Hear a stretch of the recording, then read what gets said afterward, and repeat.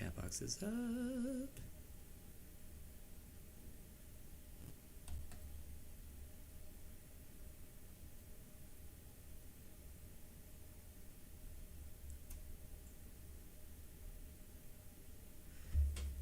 Hey everybody, welcome to the Nightstand, where we're always just arm's lengths away. I am your host, the reigning Miss Baltimore Crabs, Byron Anthos.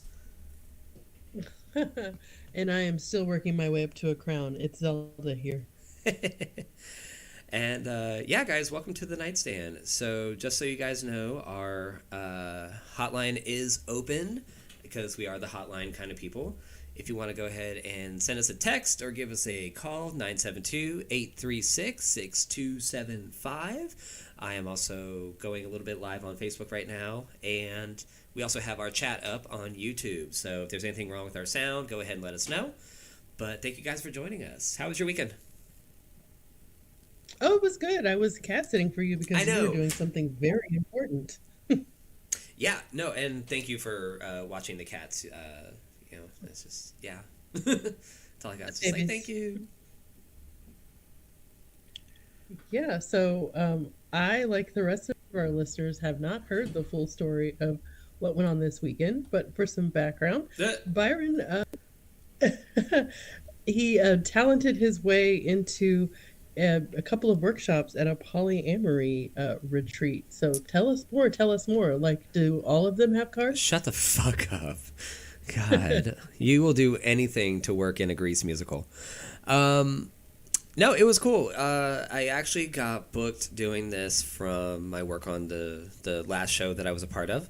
And, you know, I was kind of nervous, like, putting it together because I make it very clear. And we say on this show, like, we're not, you know, licensed experts or anything like that. But... yeah, so after having like a staff meeting with the people that work there, the hosts and the other speakers, I kind of like crowdsourced a little bit and let them say what they were going to do, and then I kind of worked myself around that. So basically, that's where I just came up with like Poly 101, and then my second workshop was a soundboarding session. So I had everybody that wanted to write down different questions that they might have that they might be too embarrassed to raise their hands and ask. And that was very, very well received. So it was good participation. Oh, I love that, because even at a conference where everyone is talking about the same thing, I love that you left space for people that aren't necessarily comfortable saying that out of their own mouths. So yeah, because I mean there are, and one of my favorite questions that can, well, let me tell you about the trip, okay?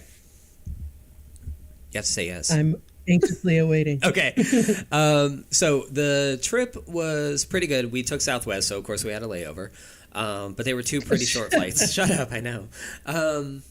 But then we got there on Thursday afternoon.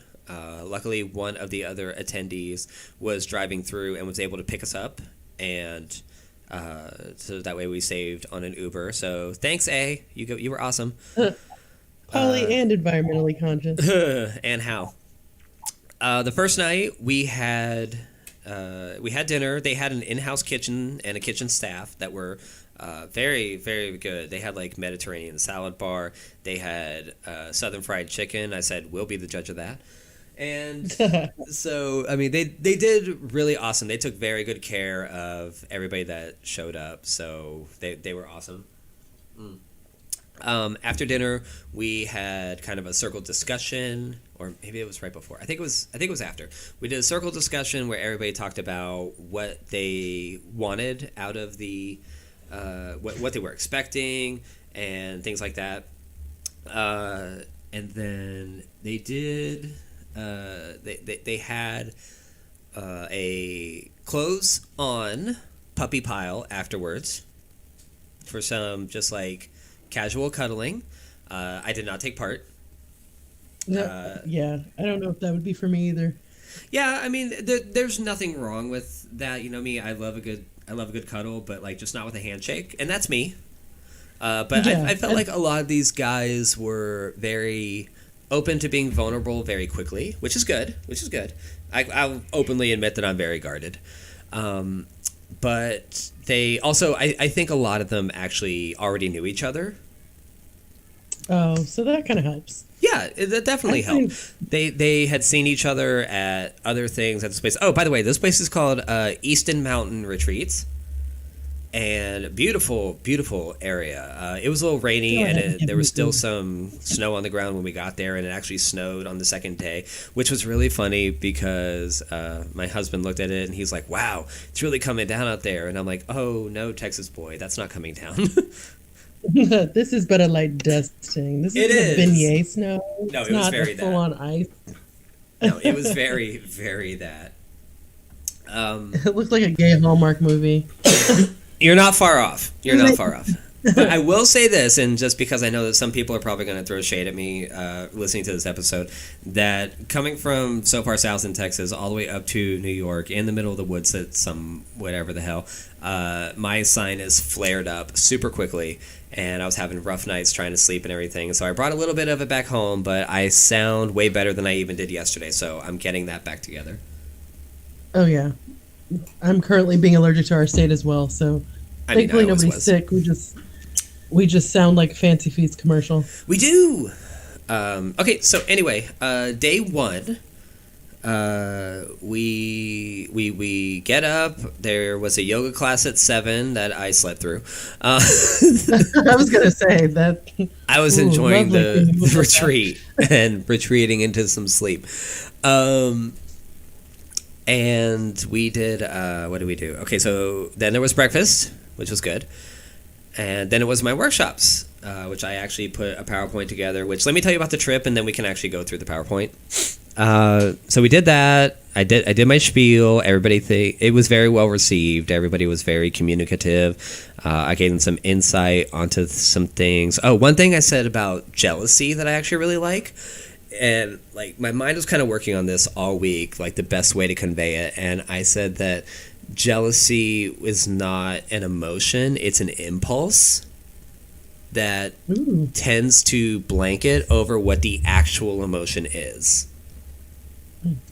It's like shame's ugly sister. Basically, because it's like you're not jealous. You feel neglected. You feel left out. You feel ignored. It's like, what's the actual emotion? It's just not a helpful term. Just like when you tell somebody, I'm uncomfortable.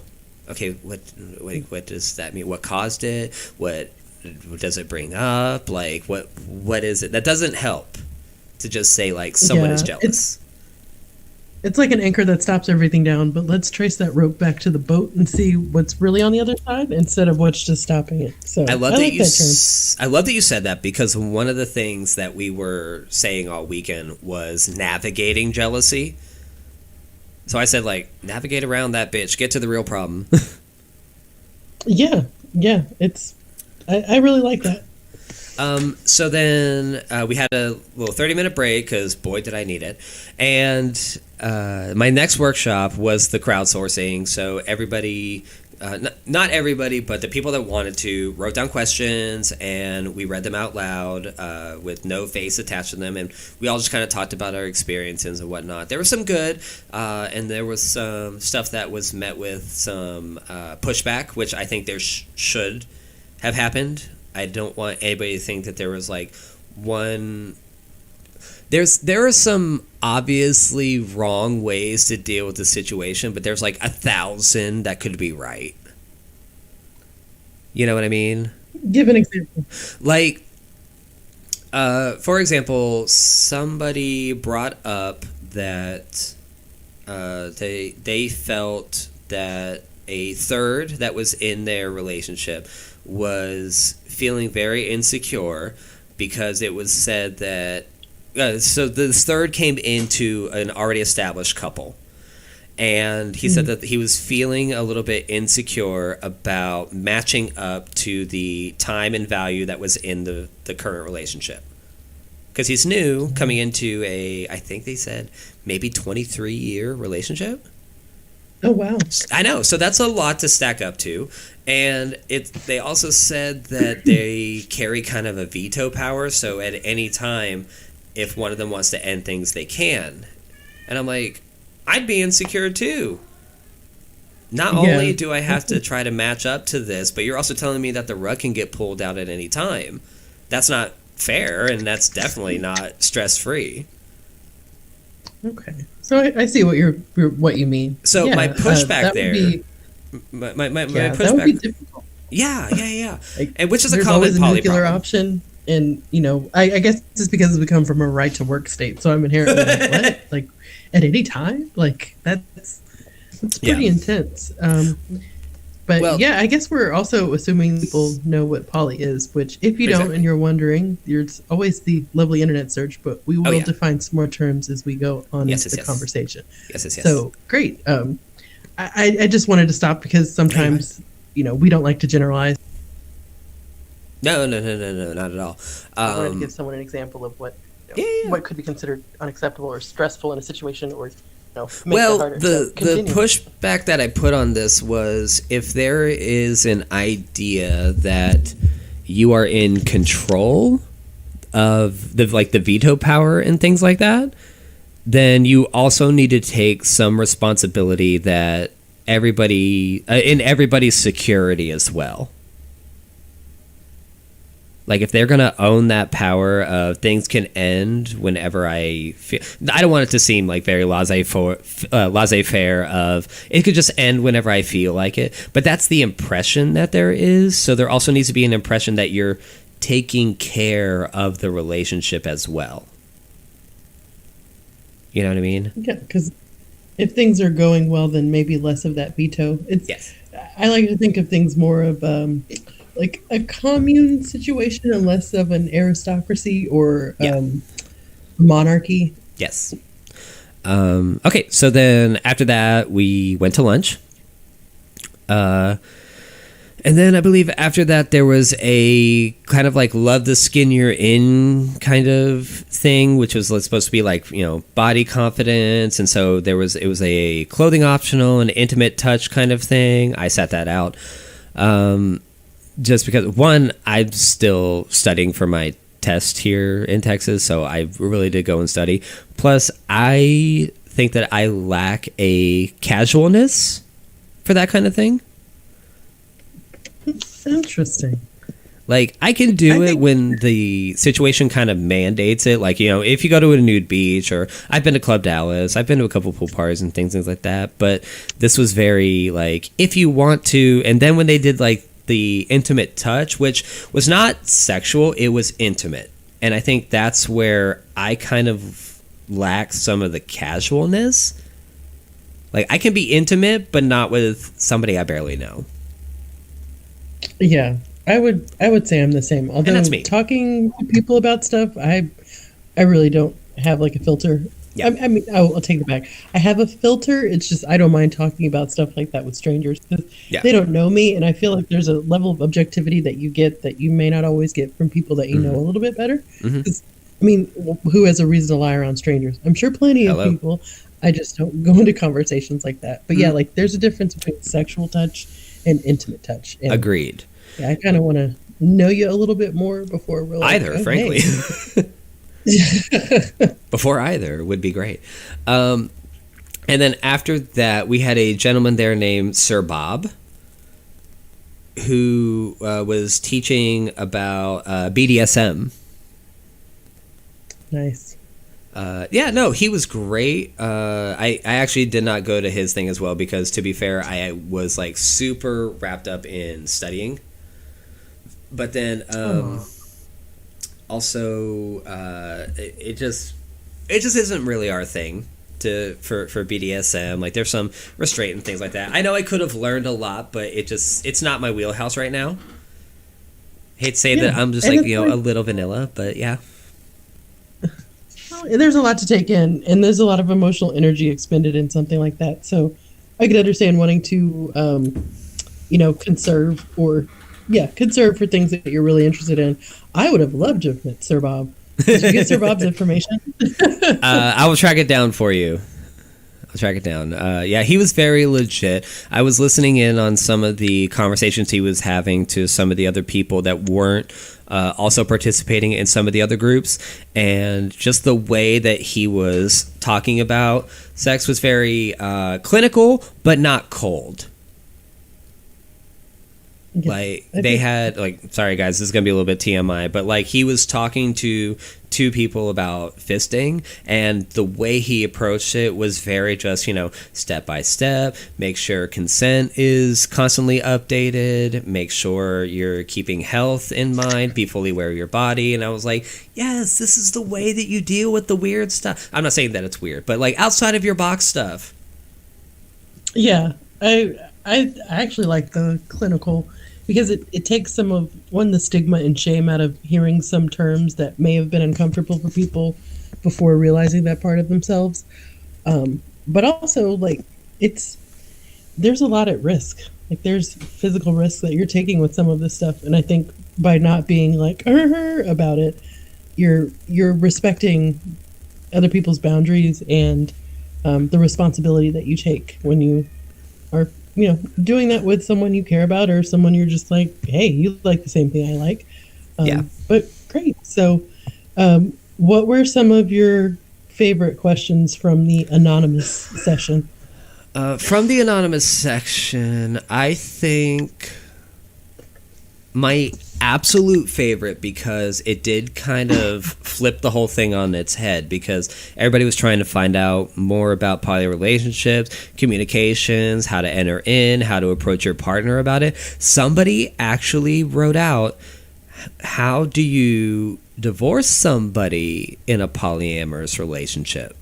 How do you leave a polyamorous group? Is it with your personal linked relationship within it? Is it as a group and things like that? And I was like, I need to, in my hour and a half to talk, I need to parcel out a good 15 minutes to deal with this, because there might not be another opportunity for this group as a whole to be around and be able to talk about this, because none of the other workshops will bring it up, and every other time we're all going to be kind of scattered to the winds. Yeah, wow, it sounds very like a lot of insight. Like, there's a lot of introspection that comes from that, and plus, when there's more than two people involved, it depends on how you're uncoupling. So do you want to tackle your PowerPoint? Because I know that there's a very interesting diagram in there that follows all of those lines. Okay, so I'm going to so I'm actually able to share this with all of our viewers here.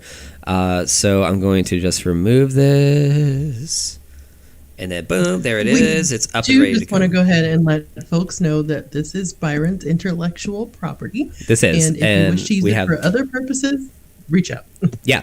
And we also have our watermark on there too. So this is ours. This is mine. The information is kind of shared information that's just very public, but this is the actual product of my research and everything. So, of course, I had to call it Along Came Polly. Sure. And we first started off with what is polyamory and the basic definition: the practice of or desire of romantic relationships with more than one partner at a time, with the informed consent of all partners involved. The most important C word. The most important. And then the second part: people who identify as polyamorous may believe in open relationships with a conscious management of jealousy, and reject the view that sexual and relational exclusivity are prerequisite. That's important. That it's not the prerequisite for deep, committed, long-term loving relationships. And I had to make that very, very clear to them. One thing that I said that was a little bit of a shock to the system, but very well received, was that polyamory is not, I think there's a slide on it later, but not with these specific words, it's not a natural progressive step in a relationship.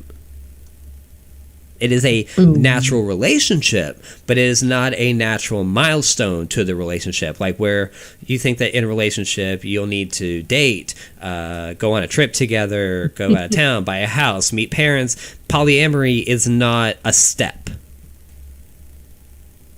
First comes love, then comes Steve. Basically that. Okay, so I'm on the third point. Sorry, go ahead. No, I was going to say, I think I wouldn't consider this polyamorous, but I think some people may have a previous previous introduction to it as someone who has an issue with being in committed monogamous relationships. I think some people may find out that that is where their polyamorous leanings lie, but I don't want to. I guess I want to get away from saying that that's an excuse, in air quotes, because there's a lot of other things that could be going on apart from, sexual addiction or, there's too many things to name in the time that we have. There is. Yeah.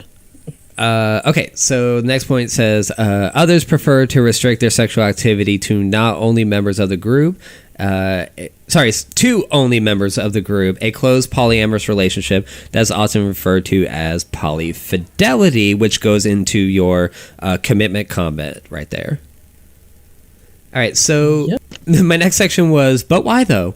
I don't understand. So I want to very briefly touch on these, but for the most part, I think I can just let you guys, the viewers, just pause and read these if you want. So I'm just going to touch the highlighted points. First one, fulfilling needs unmet in monogamous relationships. My only pushback on this is that it depends on what the unmet need is. You know what I mean? See, this is kind of where I've kind of thought about it. If I'm pretty open to a lot of things, but I, as someone who grew up in you marry one person, and not that divorce wasn't an option, but you're with one person and you're faithful to that one person. I truly believe, don't come for me on this one, that even if you're married or not, or in a committed relationship, that I don't really think it's possible for one person to continue to meet all of your needs as you continue to grow. Because the longer you're with someone, the longer, you're going to change. I've been with my spouse for the better part of 14 years, and definitely not the same person that I was when we entered into this. But I also know that there are certain activities that they're not going to enjoy that I do. And so that's why I have other friends, other people to help fulfill those needs for me. Shout out. Not sexually, but emotionally. That's why I said it depends on what the needs are, because if they are needs that have not been discussed, you then give that opportunity. It's basically all I can say on that. Next part: personal growth and autonomy. Oh, I'm sorry. Go ahead. Me? No, I was just going to say that's a conversation to have with your partner. Absolutely. What measures as infidelity is different for every couple, so it's not just being sexually or emotionally involved in something else. Some people consider porn cheating, so yeah, we need to have an episode on that. Know thy relationship. Personal growth and autonomy. There are men. Hold on, we do do an episode on the red pill people too, because there are men that think that a woman having an Instagram and having all those pictures up is also a form of cheating. Let's save that. Let's save that. Yeah. Personal growth and autonomy. I kind of get this because my mother has often said that marriage is the last legalized form of slavery. Which is funny because she's done it 3 times. And realized. But I mean, I can see that because I can see certain people looking at monogamy and marital union as confining. I think you're married, so I need you to pipe in. I think it's a terms and conditions thing. There's not all marriage is traditional marriage, and ultimately it's your commitment and what works for you and your partner, and not anyone else. I mean, there's plenty of people that get married and don't do that stupid garter toss, so it doesn't mean they're no less married. And that's the main thing. It's like when, at the end of the day, it's really all about what works for your relationship, period. I don't like to deal in absolutes and right or wrong. Just don't hurt anybody. Identity development. Polyamory may be considered a phase, a transitional period for individuals who eventually leave the polyamorous community and settle down. Not popular, but this does happen. Well, you do have to try something before you know it's for you. Exactly. So, you know, it's That's why they offer test drives on cars instead of just saying, "Give me your money now." that's the one. You know, I mean, it is just it's new, and because it goes against the heteronorm, it is something that you're going to try first. Just be ready for the mistakes. All right. And just to note, there are historical episodes of heterosexual couples engaging in polyamory. Damn right.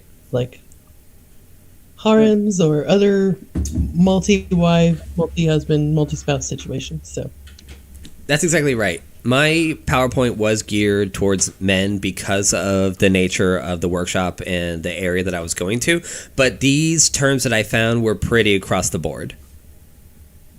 nice. So we have It was our made for your audience. exactly. I need everybody to know that you can consensually fuck whoever you want. Expression of political values. Engaging in polyamory may be a way to rebel against sociocultural conventions, which, again, I just kind of had to look at this whole group of men considerably older than me and just be like, come on, y'all know we did it. You know we were rebels for no reason. Oh yeah, I mean, I think there's actually a show coming to TLC or some other network called Seeking Brother Husband. So I saw that. I'm glad we're finally getting our due, but I would love to see that in less of a heteronormative. I don't see much difference situation. between polyamory and The Bachelor and The Bachelorette, to be honest. We're still watching Ooh. somebody date multiple people. Yeah, we're just being messy about it. It's like if the mess yeah, is we are. there, we're all for it. But if it's intimate and close, then that seems to be when society has an issue. Yeah. That might be another episode. Okay, exploration of minority identities. As the authors explain, polyamory provides opportunities for individuals to escape polarizing dichotomous sexualities, homo versus hetero, masculine v feminine.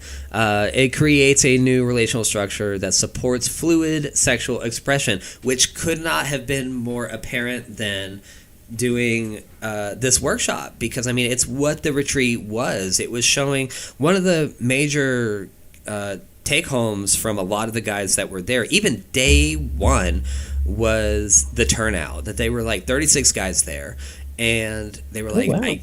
I know. And we were really shocked because this was the first time that this place had done this, but they were shocked and humbled at how many people shared the commonality, and they felt a sense of community. That's excellent. I think sometimes people forget that there are still spaces where it's where it's unsafe to be fully yourself and authentic, and so that leads people to think that this, polyamory or bisexuals for that matter, Hello. are, some mythical creature that doesn't really exist in the wild. And it's like, no, it's just, No. people are intimate about it. If you're not in the know, I don't see why you have to know.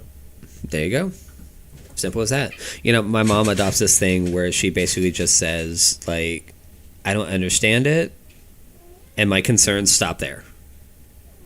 But that's it. I just don't understand it. It's not for me. I understand empirically the basic concept of it, but it's just not something that's in my wheelhouse. And she just leaves it at that. Next, desire for sexual diversity. Hello. I mean, Yes. everybody talks about when they need to spice up their marriage and stuff like that. So I see nothing wrong with that. Again, Yeah. consent and saneness. yeah, Why not? exactly. And it's the ethical part of all of it. What's really funny is I find that in a lot of stories of long-term cross-generational marriages, everybody was more okay with infidelity as long as the families stayed together, as opposed to actually having a conversation about polyamory. I think that's really sad. I can also totally understand that given the part of the country that we live in and Texas, by the way. societal norms before. But I mean, it's one of those things. It's like, well, are you more willing to completely destroy trust, which I think is foundational to any relationship, Hello. because the other person has a need for something different? I mean, should again, I would like to think that if you're in a long term relationship with someone and legally bound to them, that some part of you should be able to have a conversation about what you like. And if not, then that really bears exploration. Yeah. Let's see. The need to belong to a community. Hello. And that's exactly what we just said about like exploration of minority identities. So Yeah. Folsom Street Fair is a thing for a reason. for everybody, by the way, everybody's welcome. Psychodynamic reasons. This one was interesting. These include the impact of early childhood experiences and the quality of one's attachment relationship, secure versus insecure. For instance, some people drawn to polyamorous relationships includes individuals are narcissistic, have a fear of loneliness, and have avoidant attachment styles. Again, this is not a rule. This is, even if you've been paying attention to these last two slides, this is one of 8 major points about the motives behind polyamory, and this is like psychodynamic reasons can branch out into like a million other things. Oh yeah. I don't know if anybody else has watched it, but I thoroughly enjoyed the show called How to Build a Sex Room on Netflix. They showed a lot of examples of, different relationship styles, and one of the couples, or yeah, I guess they'd be a couple collectively, asked for a sex room for, I think they were a family or a couple of 7. And it brings this to mind because one of the guys said that he grew up in a very restrictive household and he was touchy-feely as a child, but that wasn't really fostered or even thought of as okay as a masculine trait where he came from. And he said that he actually found a lot of healing from being able to access and understand and know that the poly community was available. So I thought that was just I love that. really beautiful example of someone healing from what would previously have been considered a deviant lifestyle. I love that. We love it for everybody. All right, next part is polyamory a sexual orientation? And I actually had some extra support from Sir Bob on this, from where he sat in the crowd, because poly is a relationship structure, not a orientation of such, but it doesn't necessarily speak to your own sexuality. And I brought up that in the BDSM community, there are certain entanglements and involvements that involve completely heterosexual men interacting with each other. That does not affect their sexuality, but it is still an intimate relationship. I think that's fair. And Sir Bob approved. Have your cake and eat it too. Yeah, thanks, Sir Bob. Capital S for those who aren't in the know. But yeah, I think I don't like when people hold themselves back, or maybe it's a matter of not being able to accept who they are at that point, or feelings that people may have had. But yeah, I think there's so much hang up on sexual orientation sometimes to its detriment. No, yeah, I don't know. There are rules, but you know where I'm going. I'm trying to explain. Like, it doesn't always have to have a label, and you don't have to always worry about, well, does this make me? I think the bigger question is, do you enjoy it, and are there people that are doing that with you that are safe, sane, and consensual? Exactly.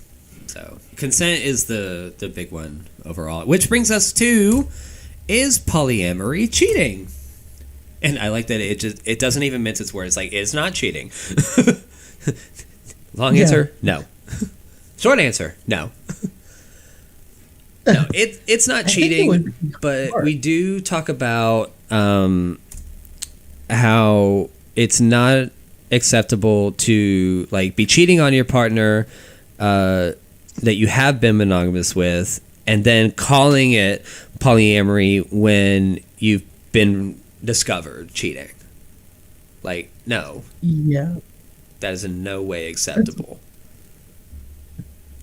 No, because even if you're, and I like that you touched on this, even if you're in a monogamous relationship, that still is, that's a conversation to transition or to let someone else know how you're feeling about that. And also, the other person always has the right to say, no, that's not for me. Damn right. So I think the difference between polyamory and cheating is I don't think you could be polyamorous behind somebody's back. There's just too much maintenance and scheduling. Yeah, it's just I just think it's impossible. Oh my god. Whereas, somebody actually asked, how do you navigate like all these relationships and everything? And when the host just went, Google Docs. I was gonna say Google Calendar. I mean, there's someone probably there that's like, ooh, different colored calendars overlapping, 15-minute warnings. This is for you. It's the 15-minute warnings for me, frankly. So then I had to kind of like branch into forms of ethical non-monogamy as opposed to polyamory, because I wanted them to know that there are different versions of everything, basically. So, you know, we did open relationships, swinging, monogamish, and then relationship anarchy. I wanted to like touch on them, but not really focus, because the PowerPoint was really just about polyamory, period. Monogamish. I mean, the discrepancies between the two is like very blurred sometimes. So they're small, but they're there. Yeah. Well, we're here to educate. Yes. So this part I actually really liked. Polyamory versus polygamy. Polygamy is like the plurality of marriage. Which is currently illegal in the United States. They say you can only have one legally sanctioned romantic partnership. But what I did bring up to this group was that there's a lot of ways to legally acquire the same rights that you would just inherently get from a marriage. I think that just speaks to how shitty our insurance system is. That's the one. But, like, you can get power of attorney to somebody. You can make somebody your beneficiary. Like, there's legal routes you can take that don't necessitate marriage. Moving on to the legality of it. So, the idea of it, though, was that this was actually... The reason why polygamy is illegal is to protect women from, being involved in multiple marriages with just one man, because then it gets a little muddled as to what the rights actually are. And historical precedent said so. Exactly. And then one of the common trends that I see in like a lot of polyamorous sites is that you'll usually see that a couple has divorced in order to kind of what they do is they just kind of level out the actual relationship status. And I like the terminology that I put in here, where it says this basically avoids one or more members being placed in what's known as a one-down position in the relationship. Yeah. Which, this is interesting because it's something that I sometimes wonder about, which was brought up on the discussion one. It's how do you make somebody new feel as valued in a long established and very prevalent relationship? And, the legality of it kind of speaks into that a little bit. The answer is very carefully. Going more into it. Now, this is cool. I discovered this. Going to the next one. While it is not legally recognized in the United States, they do some commitment ceremonies that are not necessarily legally sanctioned as marriage, but I have seen... There's actually a place in Dallas that does it. They do polyamory ceremonies for things like that. But if you look at the picture on the PowerPoint right now, this is, I think it's Victor, Albert, and Miguel. In Colombia, they are the first legally recognized throuple. Oh, love that for them. I know. Who would have thought us Colombia is having their shit together? I mean, progressive. I just like that because I think when polyamory and other types of lifestyles are recognized and there's legal backing, then I think there's more of a potential for social acceptance, but also a safety. I think sometimes people think poly people or people who are not ethically non-monogamous are like morally bankrupt or devoid somehow. Mm-hmm. And I I don't know. I find that comforting that it's an extra step of legitimacy. Yes. Like this may not be for you, but it's for me, and you love all those people. You want them to be taken care of. Exactly. So if you are currently in a throuple, I don't know how the Colombian laws go for mixed thruples. I know I just found this one of 3 men, so I don't know what their stance would be with men and women getting involved. I'll look a little more into it. Google search. Y'all will know. Yeah, but I think this is also a good time that if any of our listeners are engaged in this lifestyle and feel brave enough to share, feel free to let us know. We'd love to hear some comments or maybe have an opportunity to feature someone who's actually living the life besides Byron. Yeah, leave comments, call us or text us. You know, our phone number is always up. You can call us at 972-836-6275. You can text us anything. If you want your voice email heard, the that's how you do it. nightstandpodcast@gmail.com. Yes. Again, with the emails. Otra vez. All right, so now... This next one is my favorite. All right, so now if you guys take away anything from any of this, it's going to be the types of polyamory. I came across what was called the periodic table of polyamory, and I freaking love it. Because you know me, I'm a visual person. It reminds me of those games that we would play in school sometimes on graph paper. Shut up. I was really thinking about that. But yeah, this is the best visual representation that I could see. I love all the different definitions too, like the single, just friends, clique. Like they even go into friendships, which I really respect. The Rochambeau cracks me up though. Yeah, I thought that was something that it wasn't. But for those of our listeners who may be visually impaired, I want to give a little description here. Please. So there is single with 1 dot, just friends with 2 dots equidistant from one another, clique, which is 3 dots equidistant from another, posse, 4 dots, same, power couple, imagine the 4 dots, but one of the dots is connecting to another dot diagonally. Then the traditional air quote couple of 2 dots with 1 line between. The third wheel, which is a triangle of dots equidistant from each other with 2 of those dots having a line next to each other. The double date, which is like a shoelace almost. 4 dots with 2 lines connecting 2 of them, but not 2 other dots. The skeptic, which is 4 dots. I'm sorry. 3 of the dots connect in a right angle, so 2 dots touching one another, and then 1 dot out on the end, not touching anyone. There's the V. I don't know why it's spelled VEE, but someone, if you know, let us know. I know, but why the 2 E's? It could just. Do you want to fight?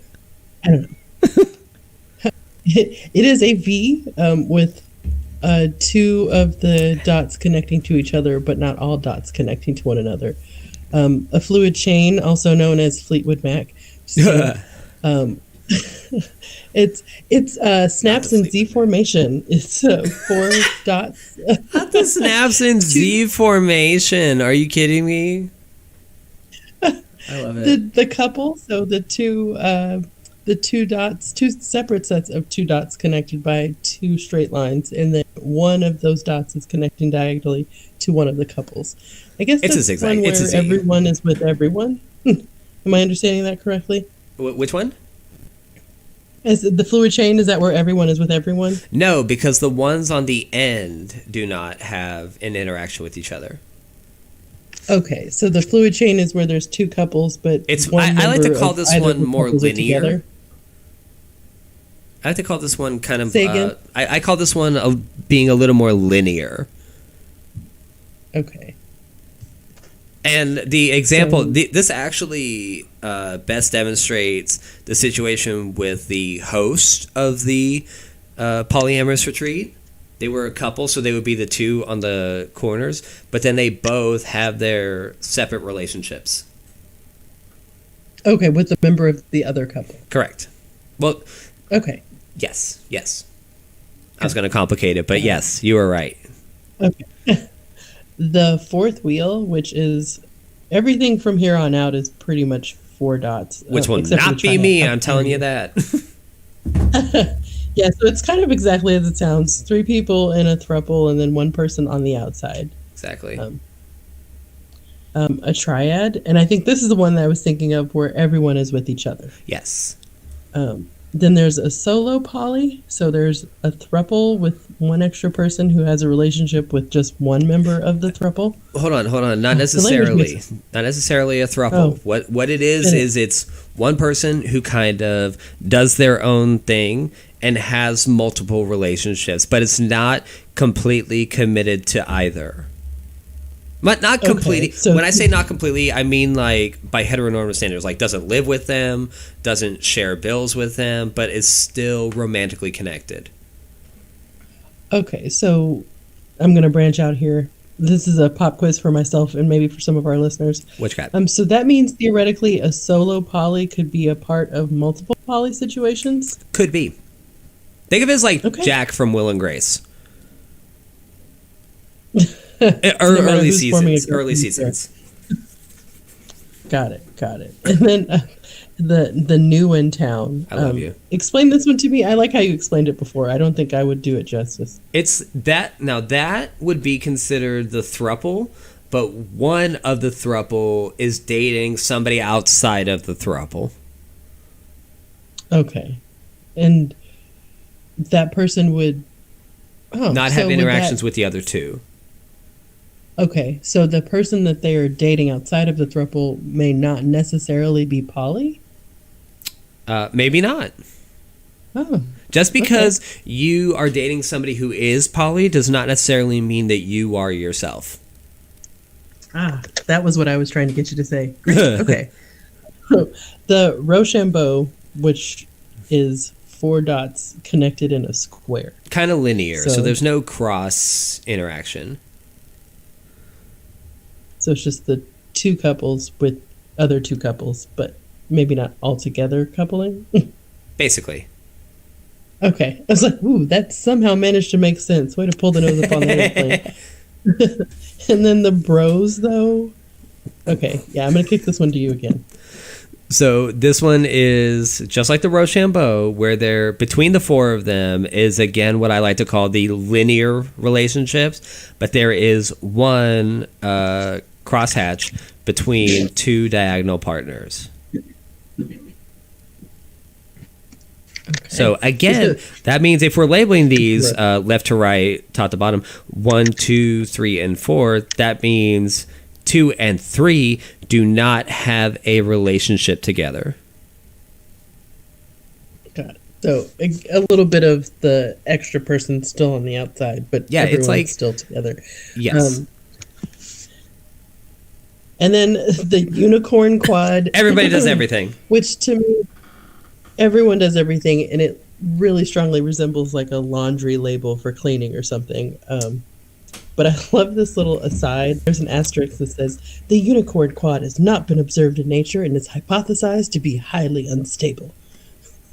Bartenders near It sounds like College an claim 80s horror to have movie. indirectly detected it in the form of its highly energetic entangled decay products, but to a statistical significance of less than 3 sigma. That was just completely random and thrown in.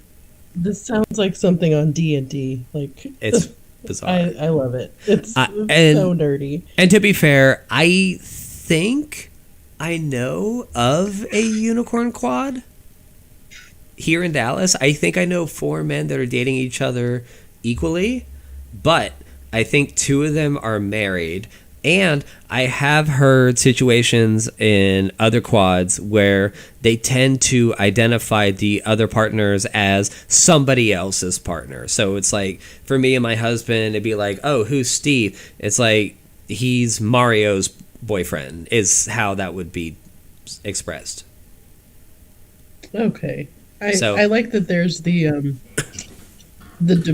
delineation. Yes. It's like I have a choice, and I chose not to be with that person, but we can cohabitate or whatever. Basically. the Whatever the arrangements are. the setup is. Yeah. All right, so let's break these down just a little bit. So I think we're about halfway through. So we got the triad and the throuple, which is very, very common. Now, the one thing that I did point out to the people in this workshop was to be careful with the advertisements of and from thruples. Because if it's a couple that says, seeking our third, it already kind of establishes a hierarchy, which we'll touch on in a couple of other slides. And then for people that are wanting the couple of their dreams, to me, seems a little disingenuous to the actual intimacy of being in a relationship. So the way I said it was the presentations tend to come off as somebody being more interested in the novelty of being in a polyamorous relationship as opposed to really understanding what goes into being in one, because to be in a polyamorous relationship is to continue to be in relationships. Yeah, not just a hookup. This is kind of the problem that I had with most straight men that I've been with. There's this a threesome. It's like, yeah, well, to me that just seems awkward. Like, there's always going to be that extra person, and it seems a little bit more egalitarian when there's two extra people, because then nobody's left out. I'm all about even numbers. Yeah. Which brings us to well, the quad. Please round out the numbers. Speaking of, I don't think of any. Oh, and there's a term I hadn't heard before this, which was the dragon. Yes. I was familiar with the unicorn. Women who are open to dating couples together.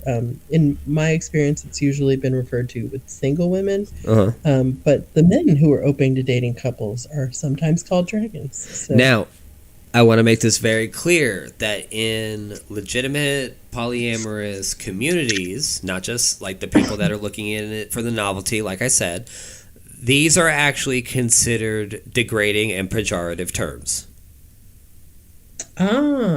Because what it does is it labels somebody as a novelty instead of giving them an actual value in an extended relationship.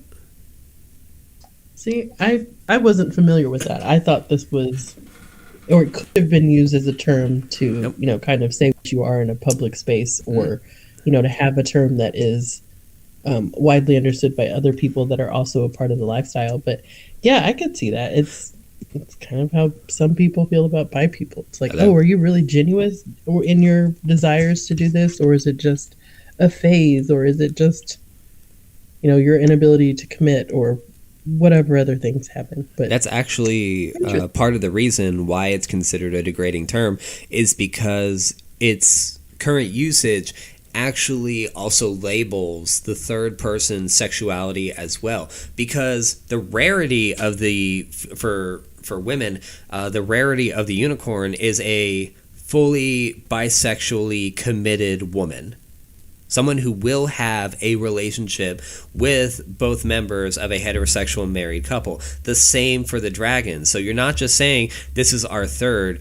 By announcing them as your unicorn and your dragon, you're saying, this is our fully bisexual third. And it just reveals way too much with a handshake.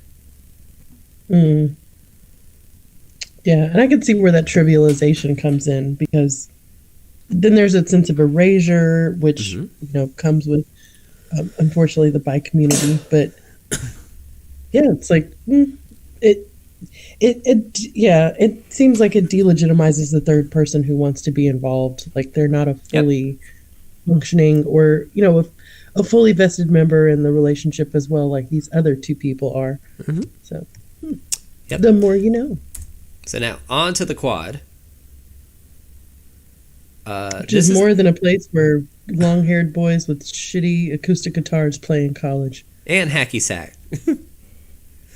Forgot about those. I know, right? And we did that back in college. So the quad can generally like kind of encompass any of the quad displays that you saw on the periodic table. But typically, the thing about the quad is that this usually is the most beneficial whenever you meet somebody of like that identifies as asexual or gray sexual. Because then there's different aspects to a relationship that matter to both partners. So this is where there is a healthy usage of getting unmet needs in a polyamorous relationship. I love it. A lot of people don't realize that asexual people, or aces, have many different shades, but are also a member of the LGBTQIA+. They're the A's. It's not you, allies. I mean, interchangeably, but in this case, the A is for our aces. So I think that's it's a healthy expression, whereas some people may think that people that are ace, there are a lot of things that people may not be interested in, but that doesn't mean that there are other parts of a relationship that they don't find fulfillment in. So I love it. They're being themselves and getting their needs met, and then the other partner is getting their needs met as well. Exactly that. Now, let's go on to one of the most commonly displayed polyamorous relationships in media over like the past few decades, and a lot of sitcoms, and that is the V. Now, I had to kind of have like a perception moment with the people there, because they were like, oh, V, that sounds cool. And I'm like, well, if you're really just kind of like jumping into it that way, then you probably think when you see this picture here that you're the pivot. You're the one that's in the middle between the two, having two separate relationships. And yeah, if you're a polyamorous person, then immediately multi relationships sounds really awesome. But what happens when you're one of the ones on the end? They were like, oh, I didn't put myself there. And I'm like, yeah. Because it's always the other person. Mm-hmm. So the pivotal point here is that the two partners, and know this term, the two partners on the outside are called metamors. I know. Did you think of Animorphs Sounds just like now? An anime transformation. We were close. We were close. Go Metamorphs. Metamorphs. Yes. So metamors is really just an overall term in any polyamorous structure for people that are part of the overall polyamorous relationship, which is called a polycule, which we'll get there, that don't have a direct link to each other. There's always somebody that brings them together on the map. So they are called your metamors.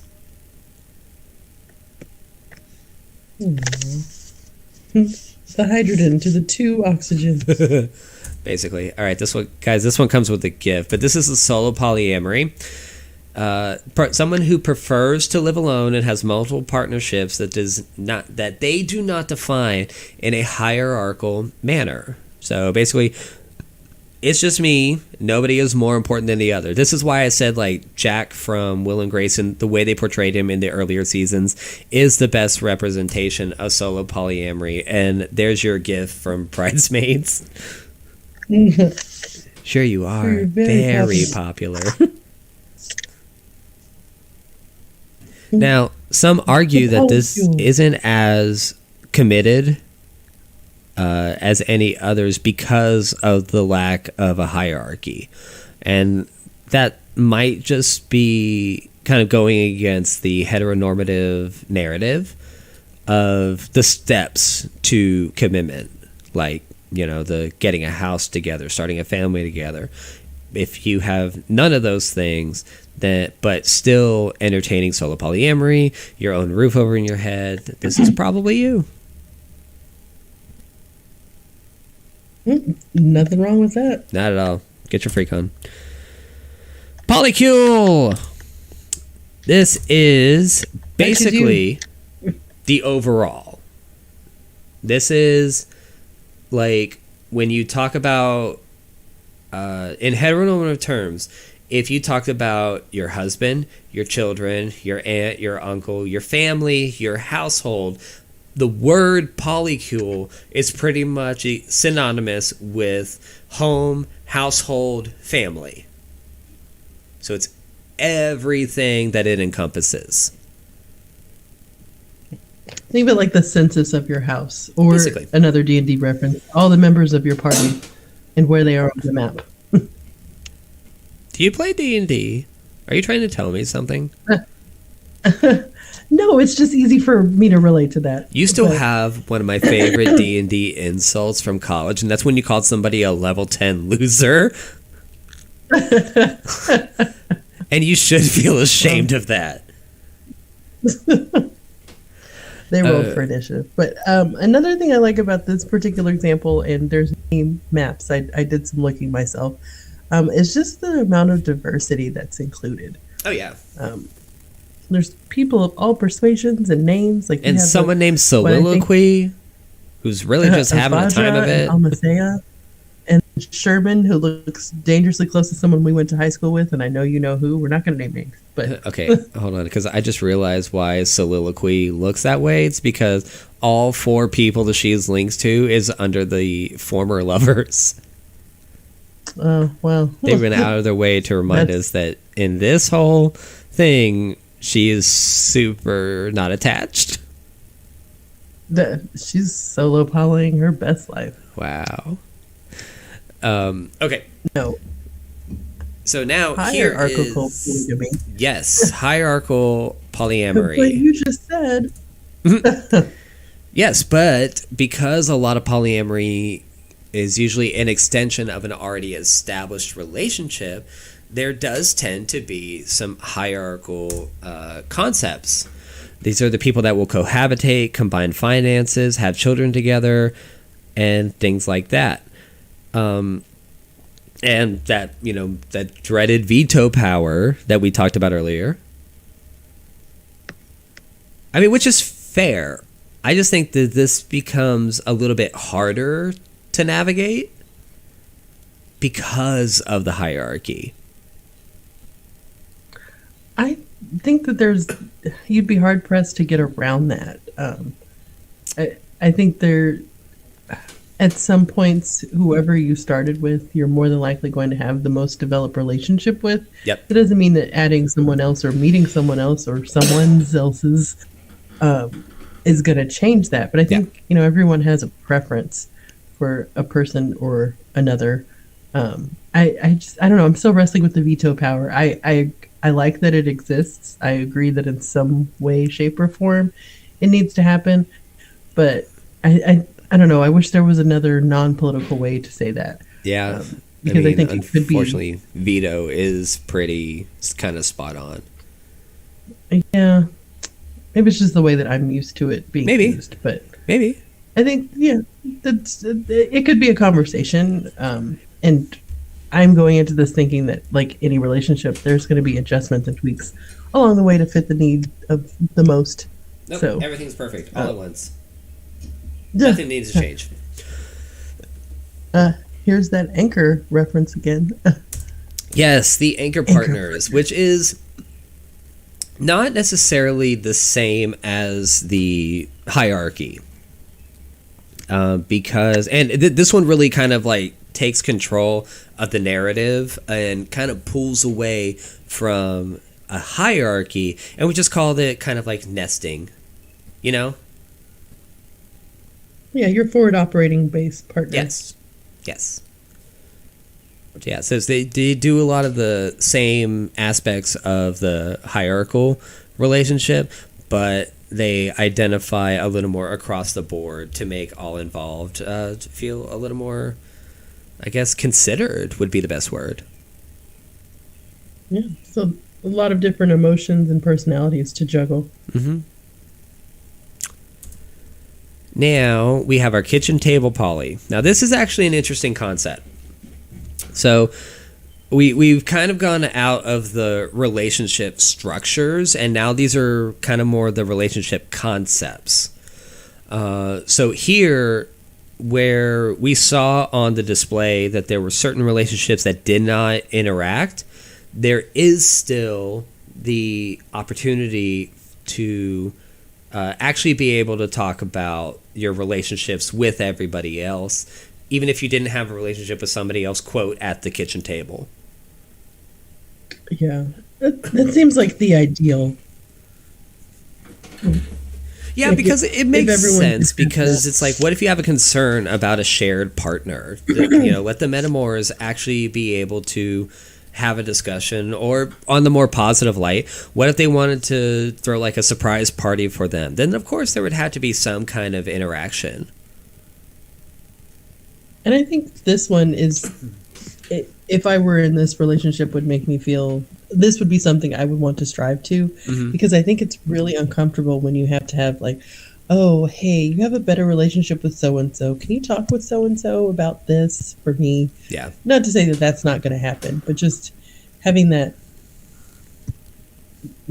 ability to have cross conversations. I see it as like kind of how like you and I are friends, that we use each other as a soundboard. But in this concept, I can see it being used as, we're dating the same person, we know the likes, we know the dislikes, but we're kind of having an issue here. I can use some advice. It really is somebody that you do have that extra common denominator with, that could give you the perspective. Equality. All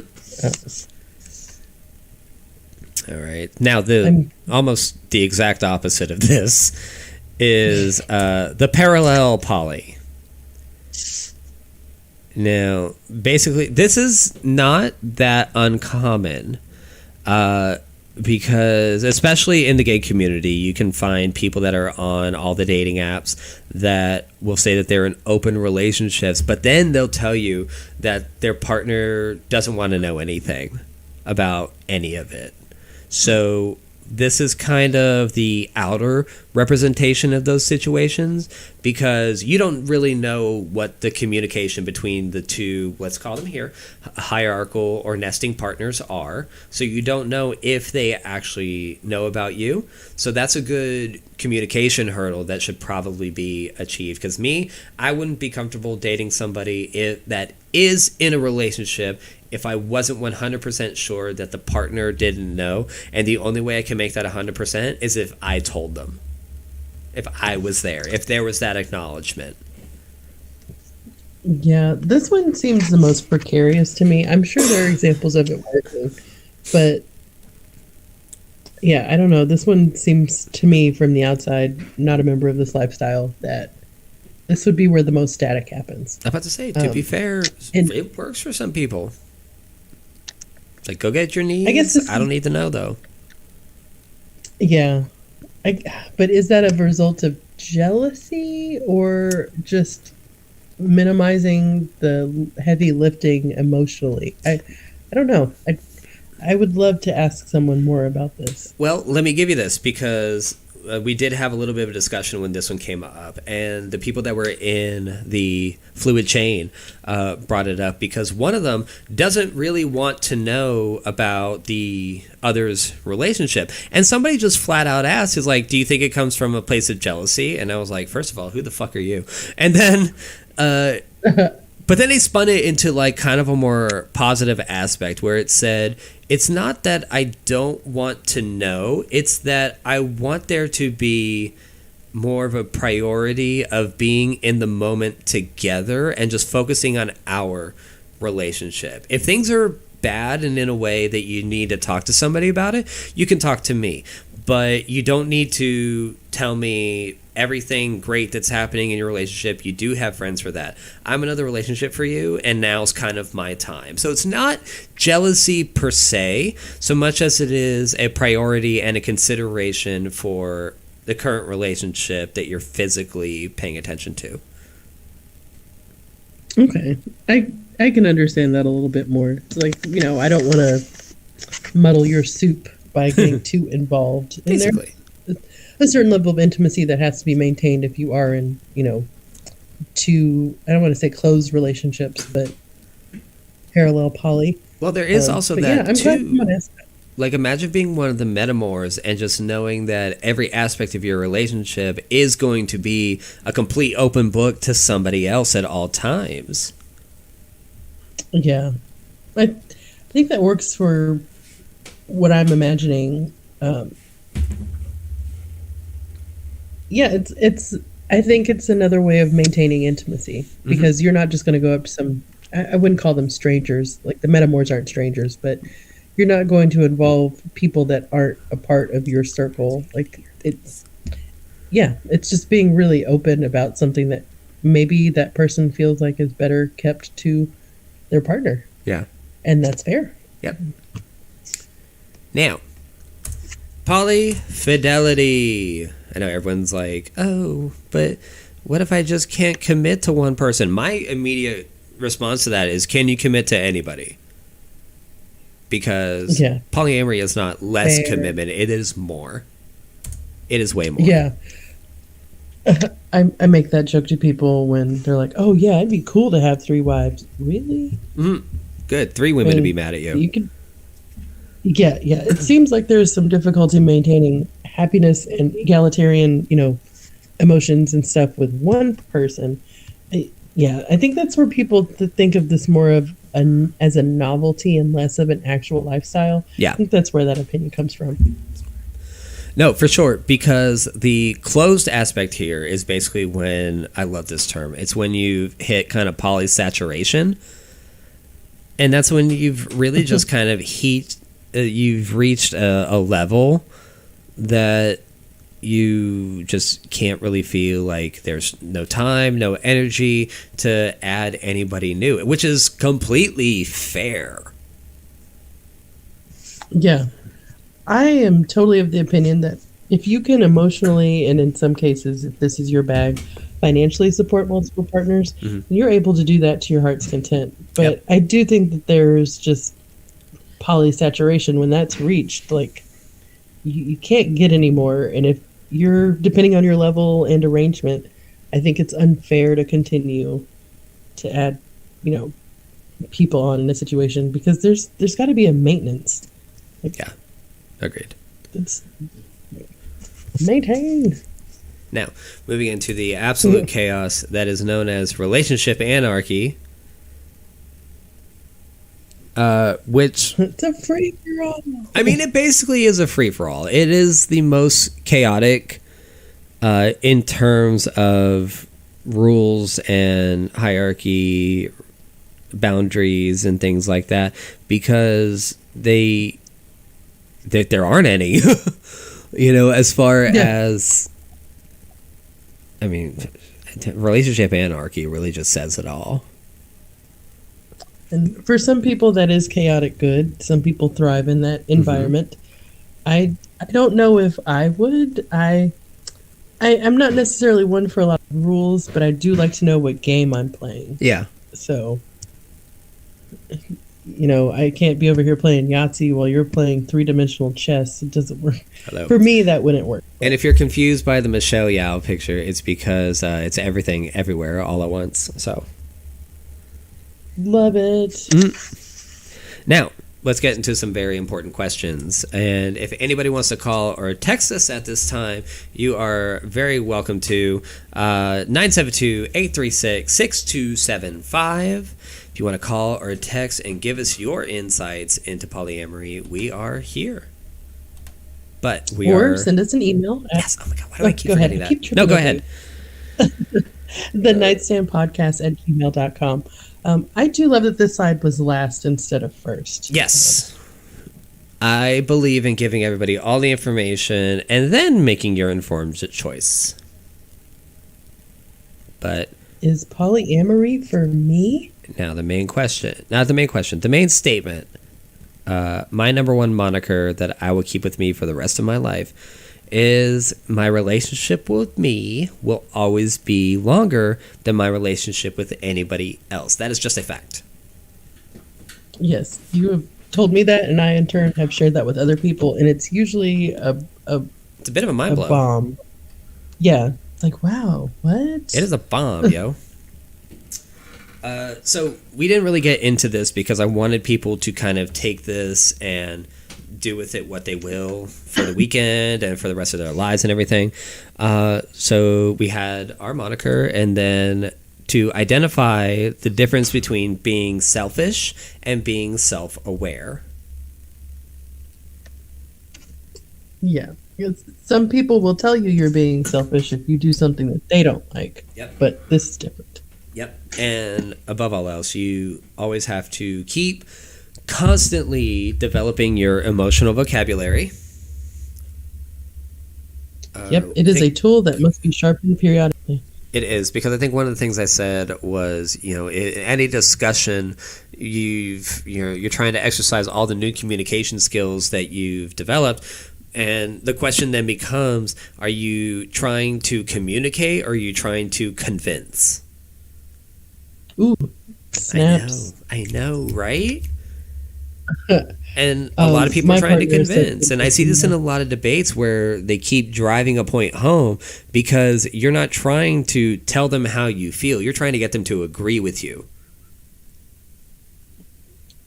So, yep. And knowing the difference. There's the reality that not everyone, no matter how attached or how well your relationship is now, if you discover that this is part of your life in a way that really makes you unhappy or uncomfortable to live otherwise, that is a risk that is calculated. I'm not saying don't do what works for you, just that there are growing pains, because I've found myself guilty of this. I accuse my spouse sometimes, like, oh, you're not listening.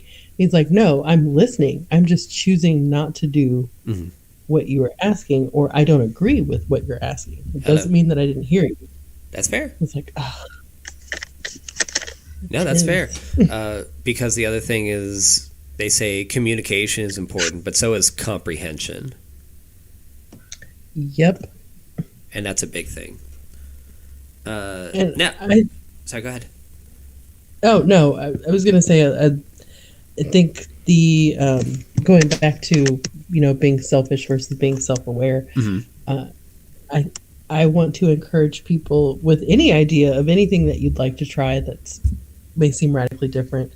Like, give yourself time to kind of sit with that for a minute, and plan out. Play the what would this look like game. Because I think some people may hear it and be like, "Oh man, this is really what I've been looking for. This totally sounds like me." But aren't really thinking about the extra work that is involved on yourself. Exactly. Because it's hard to be with one person. It's hard enough to learn how to communicate with somebody in a way that you are properly understood, and now you're going to have to keep teaching that language to others. Yes, sometimes that's enough to talk me out of it.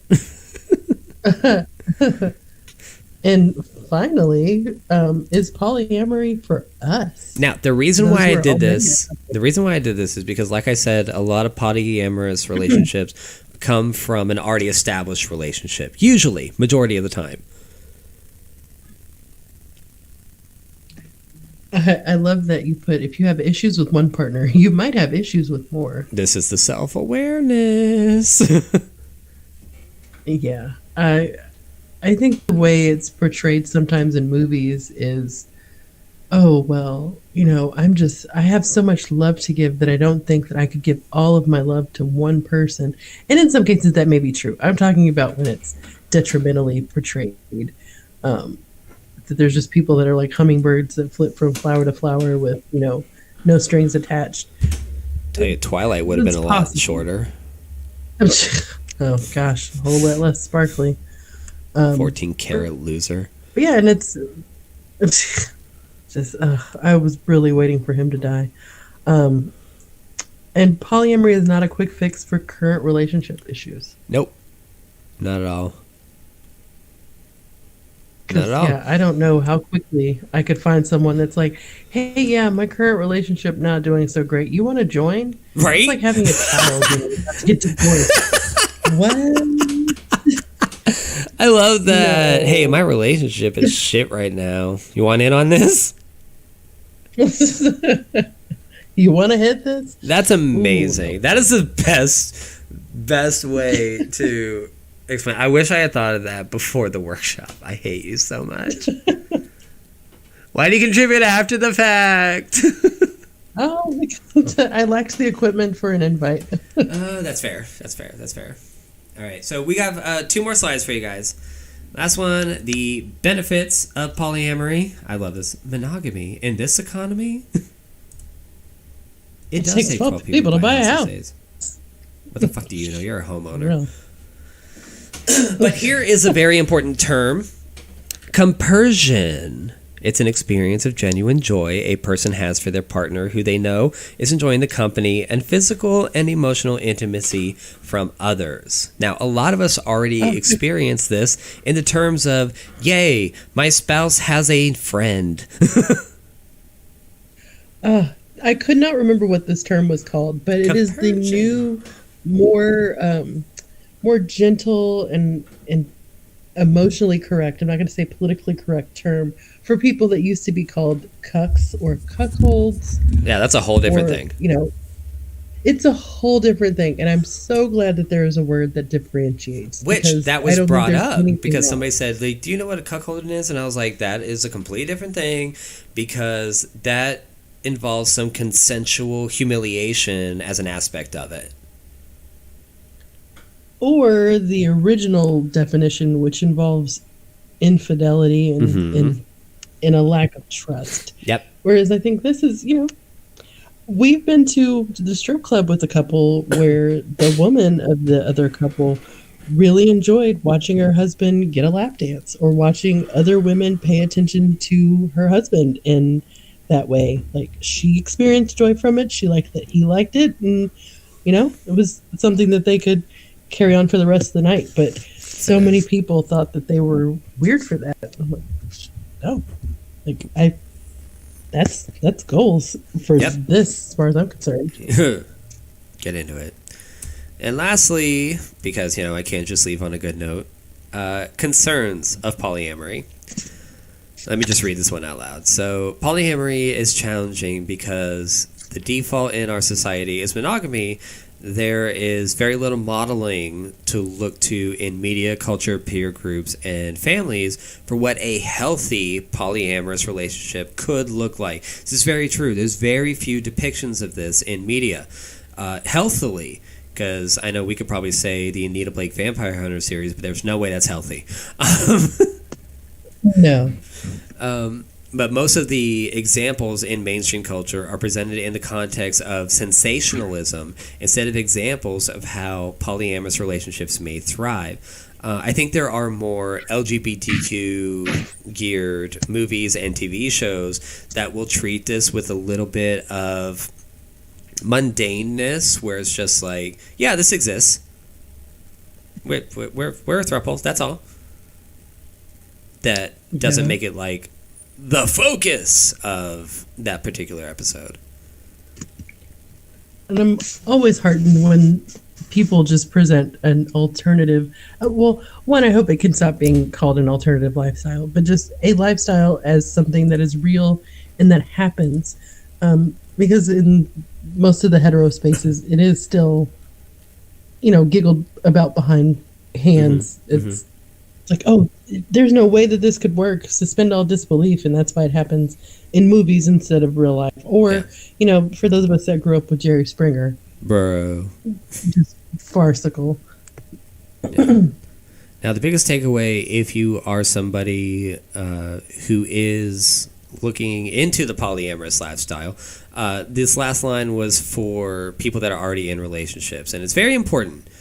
The paradigm shift from monogamy to polyamory. Actually, this will go even if you're single and you've just been monogamous your whole life and then you think that poly might be for you. The paradigm shift between monogamy to polyamory requires skilled communication and a willingness to devote time and energy to finding the resources that will make your relationships successful. That's true of any relationship, is time and energy to try to make it successful, whatever your definition of success may be. And you're allowed to have your own individual. Doesn't it, Craig?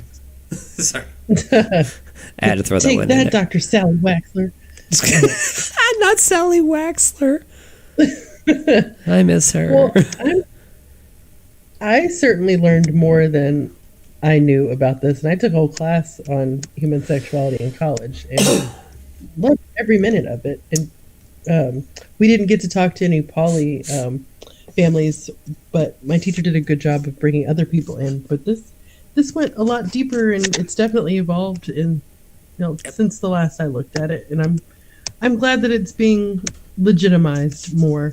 I think it was always a legitimate form of relationship, but now that more people are living this way outwardly, and other people are seeing it as an example, and it makes it a little bit easier to know if this is a choice for you when you see other people doing it, and it's not with shame or behind closed doors or compounds or whatever you want to call it. Yeah, I think the more we just kind of accept it as another way of life, then the more we'll be able to kind of get more info on it. Because right now, like I said, the main thing at the end is that there's no really good and healthy reference points for healthy poly relationships, because even in the mainstream, they're still somewhat new. Well, not new, but like the attention to them has been pretty new in the last few years. Sorry, if you can hear that, my spouse is building something. I can hear that, actually. Yeah, that's a little loud, but you know what? Part of our relationship maintenance is building things that I order. Actual maintenance, nice. Actual maintenance.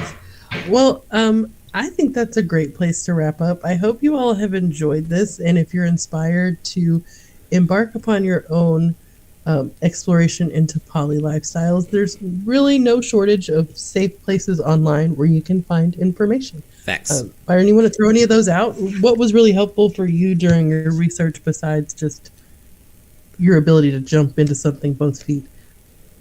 Fuck you for one thing. It was the terminology actually really helped because me, I'm good with words, and so I like for things to have an identity to them. That really helps. Oh, we have a new subscriber. Hey, Jim. Yay! It just popped up on my Streamlabs. So yay! Thanks. I think we're about to hit 20 this week. But yeah, learning the terminology and actually finding research that compared and contrasted on itself was the biggest. I think it was the biggest thing that I took with me because I trust a study that isn't all, wine and roses every day. Like, tell me the pitfalls as well. Oh, yeah. It would show me the Carfax or something like that. That's basically a really terrible reference. But yeah, show the receipts for what you're doing. I did a search before this episode and found that there is a website called consciouspolyamory.org. And they have resources, list podcasts, blogs, dating sites that allow you to post as a poly person, and then communities as well. So I don't know how up to date this is, but there was a pretty comprehensive list, including books. So that might be a good place to start. Sorry, I'm looking at it. It looks like the last updates is probably in 2020, but that does. So yeah, I mean, find your resources. There are plenty of other page. There are pages and groups on Facebook. There are communities everywhere. A lot of these things can kind of be considered like little pocket dimensions of communities that exist in the larger world. So, like, damn, this was the first retreat of its kind for these guys, and they had, 36 guys there. That's 36 guys that are like, hey, people like me. A guy like me. I'm a guy like me.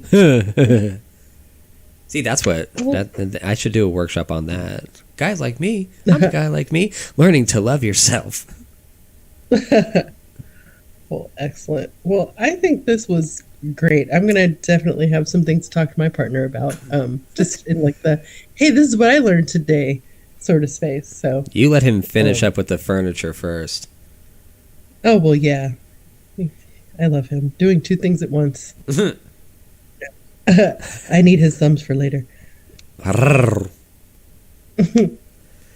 right, Okay, guys. well, I Well, think that thank wraps up you. this Yes, episode. I agree. You know what? You sign us off. Go ahead. Do the thing. Okay, well, thank you for listening to the Nightstand podcast, where we are just an arm's length away. Anthony, what's that number? Sorry, Byron, what's that number? Our number is 972-836-6275. That is our Google Voice phone number. You can text us, leave a voicemail, call us. Unless we are streaming, we are not answering live, so please leave a voicemail. But if you do need anything, you can, of course, call or text us. But we are not licensed therapists. There is no therapy quite like therapy. So please seek a professional for serious issues. And yeah, other than that, we're here. All right, well, Wait. What's our continue to be email? awesome to each other. Oh, our Gmail is the night.